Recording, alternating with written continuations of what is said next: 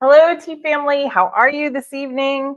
I hope you all are having a great day. We are getting started having a couple of technical difficulties, so bear with us a little bit. Say hello. Let us know what tea you're drinking tonight. I'm always interested to hear what tea you are drinking. Tonight, we are going to be talking about a tea that we actually get asked about a lot, not necessarily by name, but for a very singular purpose. But we're going to throw some extra stuff in there as well and talk about some ancient uh, traditions with certain of the ingredients. And so, Diane is here. Hello, Diane, and Serene Sunrise for you. That's awesome. I'm not drinking Serene Sunrise tonight because I'm going to have something else. I do have 2 teacups here. I'm going to get into that in a minute, why I have 2 as opposed to 1. And Kim is with us and she is drinking Emerald Garden, a wonderful green tea blend. But tonight we're going to be focusing on one of our teas. It is one of the most popular teas when people are at events or farmers markets and they're always looking for a very specific thing, and that is evening mint. A lot of people want to know, hey, I want an evening a tea, no caffeine, something that's very relaxing, something that might help me sleep. This is something we hear a lot at our events, and that's why evening mint is usually our go-to. My first question is always, do you like mint? And hence the reason for 2 teacups. I'm not a huge mint fan. Now, have I tried this tea? Have I tasted this tea? Have I tried it hot and cold and many other times? Absolutely. I don't put anything out that I have not personally tried to get the blends right myself. I am just not a fan of mint. And if you know me personally, you definitely know that I am not a mint person whatsoever. But a lot of people love mint. And so that is a great thing to have as one of our teas. Now, evening mint is this very calming mix of peppermint, chamomile, and lavender. So it's soothing, but it's also packed with some really fun and unusual um, facts, I guess we'll say, about the ingredients that we use. So we're going to talk a little bit about that. We're going to talk about some pairings and different things. But we are going to get started by making some. Now, since I'm not a fan of mint, I'm going to segue and actually have a different tea. But we're going to go ahead and this is what evening mint will look like all together as I pour. All right. And then as you can see, chamomile, peppermint, and lavender. And that's it. And I can already smell that mint. Very, very powerful. Very, very powerful smell. So I can smell the mint because I'm very sensitive to mint, but really is not a horrible smell. Now, one of the things about this is because chamomile has a larger volume, this is one of those times that we're going to definitely want more than your traditional spoon. A lot of times people, instead of a teaspoon, I always tell them maybe go with a tablespoon. As you can see, I just dropped some of that right there. And so I'm going to put a little bit more in here, but I want to make sure it has lots of room. So I'm actually even in a bigger one. So if my handy dandy assistant would pour this for evening mint, he's going to be enjoying the evening mint, the calming one tonight while we do this. And I, on the other hand, am going to be enjoying something that is coming up later this month. I don't know if you can see that really well, but Dancing Plum. I am going to be enjoying the Dancing Plum tea as opposed to the mint tonight. Just wiping, switching spoons. This is a plum, apple, clove, and nutmeg tea. There's only a hint of the warming spices. It is going to be a seasonal tea, only available October, November, December. It is another caffeine-free, that's perfect. It's another caffeine-free blend. If you could give me 3 minutes on the clock, please, handy dandy assistant. I would greatly appreciate that. Now, you notice I didn't panic as soon as I put the evening mint, which I still smell, the chamomile and the lavender and the mint, and it smells good, other than the mint for me. It really smells delicious. But it's okay if it sits that extra few seconds because it is an herbal tisane. It doesn't have that Camellia sinensis tea in it. The herbal blend does not have to, you don't have to have quite as much of an eye on the clock to pull it out. It's 3 minutes for the first brew. The second time you brew it, you'll do it for 4 minutes, and the third time you do it for 5 minutes. However, if it's 3 minutes and 15 seconds, that's okay. You don't have to be quite as precise because it's not going to become more bitter due to the fact that it doesn't have the Camellia sinensis plant in there. So that is one of those things that I wanted to talk about and let you know. So we're going to let these brew. Okay, so here's some fun facts. We're going to start right away with the fun facts. And I wanted to kind of pull everything out and talk about them one ingredient at a time. So this is how we have our jars in our cabinets. Because when we're making teas. So as you can see, I'm going to be talking about chamomile. And as you can see, we use just the little flower tops. I don't do a lot of the stem stuff. In fact, we had a batch one time that had a little bit more of that in there, and we literally sifted it out because we want to just get to the most flavorful and beneficial parts. So chamomile was called the plant. It's had another name in the past. The plant physician. So farmers used to plant chamomile. In fact, I got some chamomile locally, but they used to plant it near other crops or plants that were sickly, that were having a problems. And they believed that it could help them become thriving plants again. And so chamomile is a very gentle herb, so to speak, or flower. Let me put this back in here so I don't get it. Getting a large whiff of that. But it's also been used in Egyptian skincare rituals because it is so gentle. So that is the one of our ingredients. Now, another ingredient is one that you're going to want to be very careful of if you ever use, because it is very powerful. Anybody want to guess which one it is? Okay, I know I would probably lead you off into saying that it's peppermint. That's actually the lavender. There you go. There's some lavender. And then the lavender, the name itself, actually, it smells really pretty, but the name itself actually comes from Latin, and the Latin meaning for that plant, oh, thank you.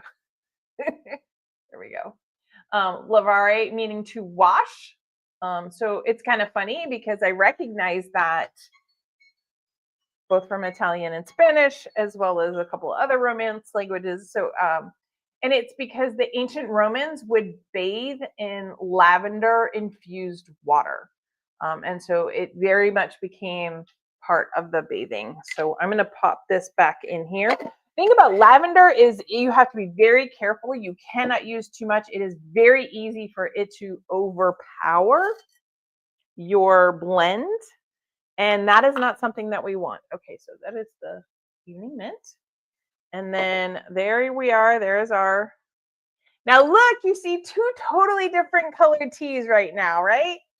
Can you guess which one's the plum and which one's the evening mint? Go ahead. Give me a guess.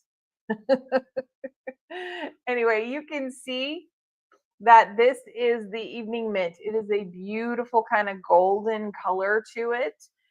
It's very caffeine free, and my handy dandy assistant is going to take this delicious cup of tea and he's going to enjoy it, while I, on the other hand, have this pink, kind of pinky purple color, and that is because I am drinking the dancing plum. So I'm going to go ahead and take a sip real quick. Now, the other thing that I did do is we boiled the water ahead of time because it's an herbal. I like to boil You can infuse it at a lower temperature. You could do it around 200. You could even do it around like 195 for your temperature for your waters. Just remember that tea will infuse and have slightly different flavors at different temperatures. So if you don't boil it and you have it a little bit cooler, let's say you did it at 200, that means that you will have a slightly different taste. You'll notice different flavors will come out differently at the different temperatures. So that is what I'm going to say. Their first brew. How are you enjoying it? Is it yummy? He hasn't gotten there yet. It's taken him a minute.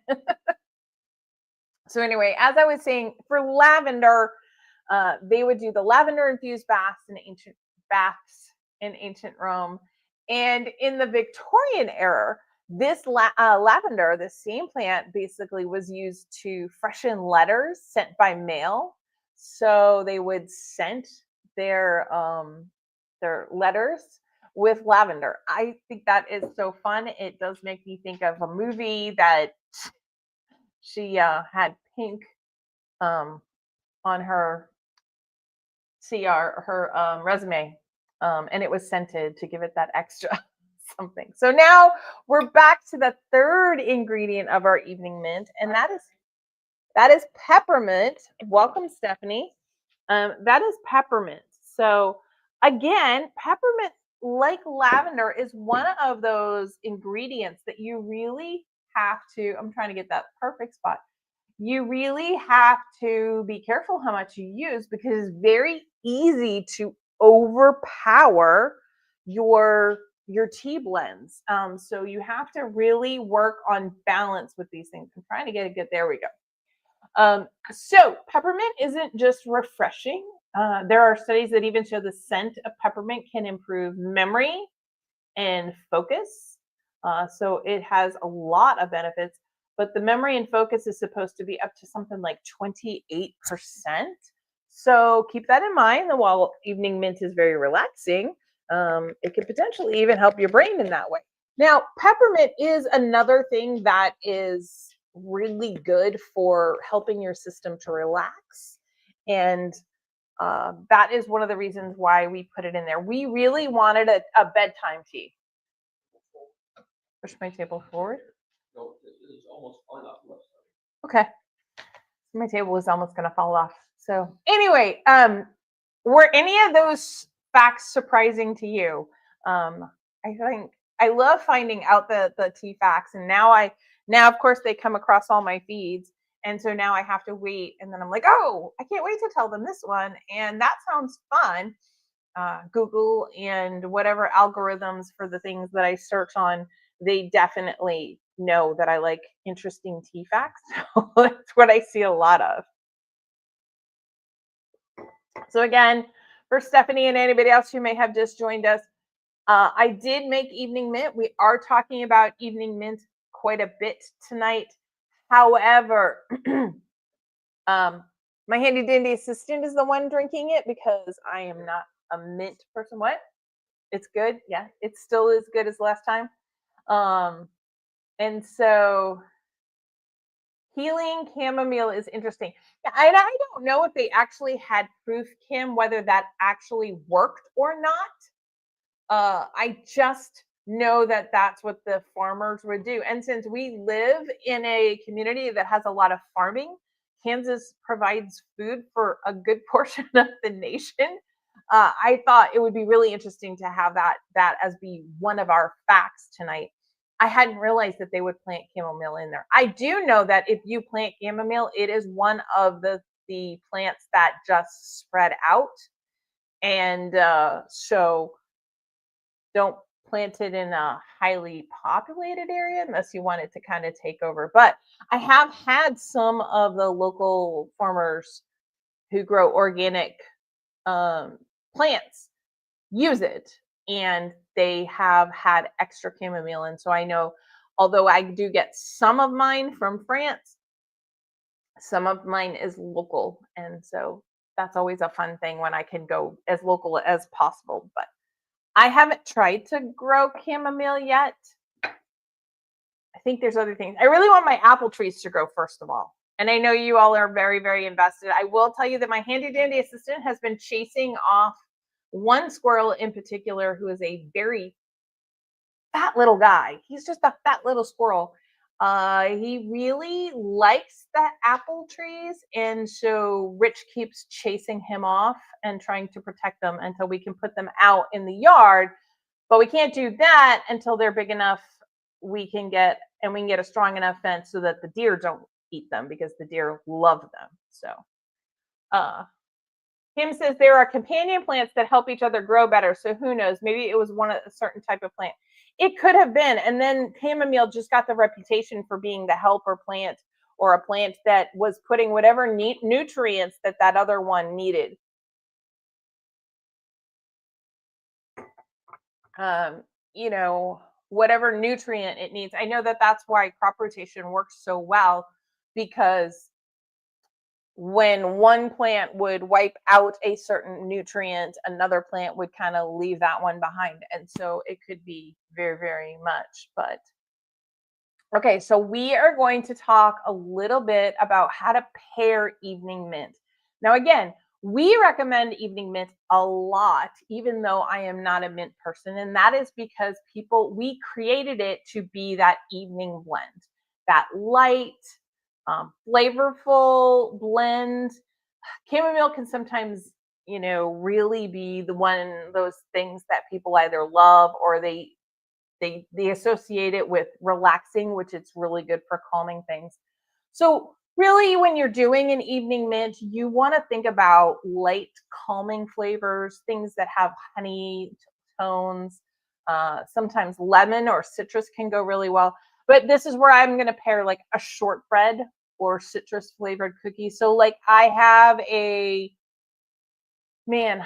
have lemon tea cookies that I used to make all the time that everybody loved. The kids used to try and get me to get them even more, make them all the time. But that would be the perfect, because it's a very light, delicate tea cookie with a hint of the lemon on top of it. It would be really good even with a little bit. So you usually did a lemon juice and sugar glaze on the top. I would even, particularly if I was going to have those lemon tea cookies with the evening mint tea, I would probably add, when I was making it, I would probably infuse a little bit of the lavender in there as well to kind of get that lemon lavender and a little bit of the sugar to glaze the top. Hello, Dominique. Welcome. I guess that means hello, David, as well. I mean, I don't know that Jesse's there. Jesse could be working. So, but that's one of those things. So those kind of light pastries, this would be good if you were going to do just a simple butter croissant. That's heavier fat-wise, but really the flavor is pretty light. Now, savory foods, consider, again, we're going to stick to more of the lighter dishes. This would be really good in the fall with like a tomato bisque soup. More of the tomato bisque than like a cream of tomato, which is going to add some heaviness and some creaminess, but it would work. But that tomato bisque would be even better. Shrimp tacos, if you're going to have seafood. You could even do one of my husband's favorite things, which is scallops wrapped in bacon. Now that's going to give it kind of a contrasting but complementary combination. You're going to have some of the seafood notes, you'll have the floral notes, different things comparing and contrasting, but really bringing each other out. So that would be one that I know my handy dandy assistant would love. So think of things like for sweets, think about anything that's going to use honey in it. Honey is really going to blend well with these floral and kind of calming notes. And then again, I know I mentioned it, but those citruses, because those are going to be the counterpoint to that same kind of the tea. So, and it doesn't have to be lemon. It could be orange, and it could be any one of the citruses in the family. Lime might be really, really interesting. buttery shortbread cookies. That's where a yellow cake, a sponge cake, an angel food cake even would be really, really good. I'm really heavy on like the lighter foods, seafood. You're going to want to do more chicken or shrimp or scallops or those kind of things. Now, if you really wanted to go crazy, a low country boil would not work. And the reason why, Domina's like, she's getting hungry over there. But the reason why I wouldn't recommend a low country boil, for those of you who've lived in the South or know what that is, they typically take corn and potatoes and all different kinds of, like, let's see, there's different kinds of seafood that go in there. Um, Sausages can go in there, and that's where it gets, and then they'll put like a Cajun spice in there, and that's where it's going to get a little too spicy, and it could very easily overwhelm the tea, which is why I wouldn't necessarily recommend a low country boil. Now, if you really did want to add something that has a little bit of spice because you were wanting to really have a sharp contrast, this is a perfect time for fall to pull out your favorite recipe for some ginger snap cookies. Now, your favorite recipe might be down at Dillon's, aka Kroger, or whatever grocery store, and going in and picking up whatever brand of ginger snap cookies. That might be your favorite recipe. Or it could be the one that you've got in the recipe book that you got from your grandmother, because a lot of times people don't really make ginger snap cookies as much anymore. It's not one of the most favorite. It's not like chocolate chips number one. You have your sugar cookies, you have your uh, macadamia nut cookies, those sort of things, those peanut butter cookies. Those tend to be the ones that we go with. Raisins, another one. But ginger snap cookies were at one point really, really popular cookies. And that the ginger in it is going to contrast with the tea's kind of floral and minty notes. Uh, Another thing to think, gingerbread muffins. I definitely need to pull that recipe out this month. Yes, Stephanie, I think you definitely need to bring out gingerbread muffins. One of my favorite things was when I was really little, and my grandmother, the same one who introduced me to tea, those grandparents, uh, my grandfather really had a few desserts that he liked. Being very British, he wasn't into sweets, but he loved gingerbread with sugar-free whipped cream. And I don't mean like it had a sweetener in it. I mean like sugar-less whipped cream. So it's just the whipped cream. That was one of his favorite things. And that's where I grew to love gingerbread myself. He would occasionally get ginger snap cookies.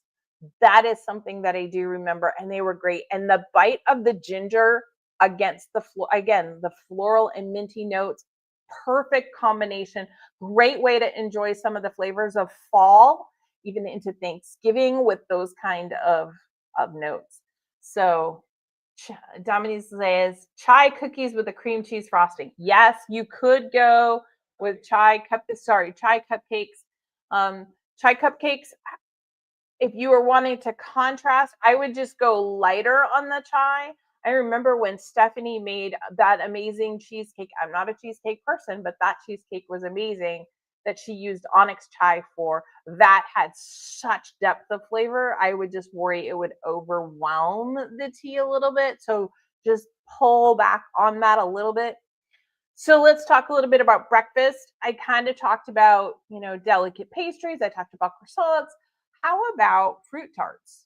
So it's apple season, and I am happy to share that we were able to get more apples, and they have been in the process of being freeze dried. That was definitely one of those things. But if you're it's apple season right now, so you could do some apple fruit tarts or some plum fruit tarts or pear tarts, or insert whatever your favorite one is. Again, as if you got into the citrus, you're going to really bring out even more notes. But those kind of pastries would be great. Let's see. That cheesecake was funny. It was really good, Stephanie. I am not a cheesecake person, and I loved it. So Diane says she uses a 1950s Betty Crocker recipe called Stone Jar Molasses Cookies. See, molasses cookies, you're going to have the same thing. It is a very New England thing. However, it's perfect to pair with this evening mint tea.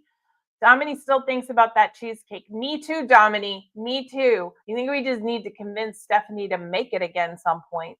But so this would also be evening mint is also.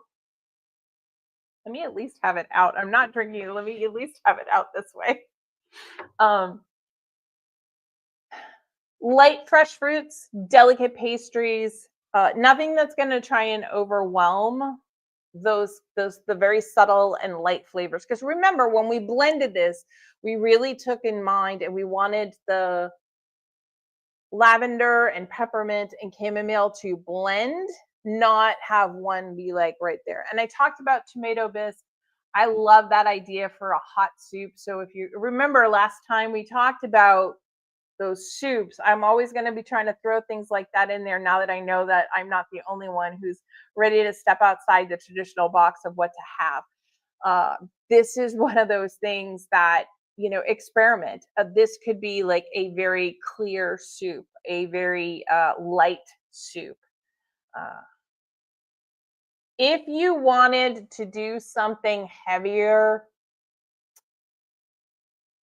a fish stew, not a fish chowder. So my grandfather loved fish chowder, and growing up just outside of Boston, you could get very fresh fish, primarily cod. I'm talking about, and maybe some scrod, but cod and haddock were pretty much the traditional fishes. If you did it in a stew as opposed to a chowder having the milk in it, that would pair really, really well with this as well. And there's another one that you could have. So there's another type of hot meal that would pair really, really well. And, we're getting into that soup season. So I'm trying to think, in the summer, it's easy to think, a watermelon salad would go really, really well with this, or different things like that. But I'm trying to stay somewhat seasonal since we're in there. And as I'm going along, if anybody has any questions, please feel free to put them in the chat or comments. So a couple of other things. Keep in mind that the chamomile and the lavender are very relaxing, but mint is also good for digestion. And so think about things that you want to think about foods that would pair well with, that are light, that are more relaxing, which is why, the ginger snaps have a little bit of spice to them, but they're still more of a delicate kind of cookie sort of things. So think about the tea and then think about foods that would reflect that. So fish and clams are for chowder only. So there you go. Diane's not going to be having a fish stew. She's only going to have the fish chowder.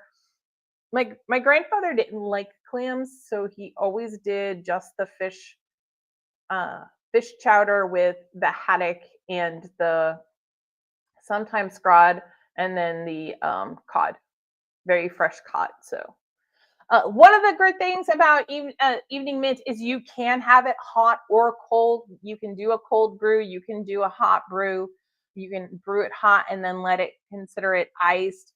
It is a fun one if you want to decorate. You saw that beautiful yellow color of the tea. Again, for those of you that joined, since I'm not a fan of mint, I'm drinking Dancing Plum, which is our seasonal blend that will be coming out soon. And while I'm talking about that,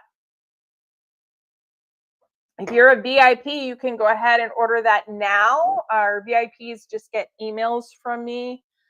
Not a lot during the year. I don't like getting a lot of emails from people, so I don't like sending a lot of emails to people. But typically, they will get advanced. So VIPs can order Dancing Plum right now, whereas everybody else, are you ready? It will come out on the handy dandy assistant's birthday. It will officially be available to the public for those that are not VIPs on his birthday, which is October 15th.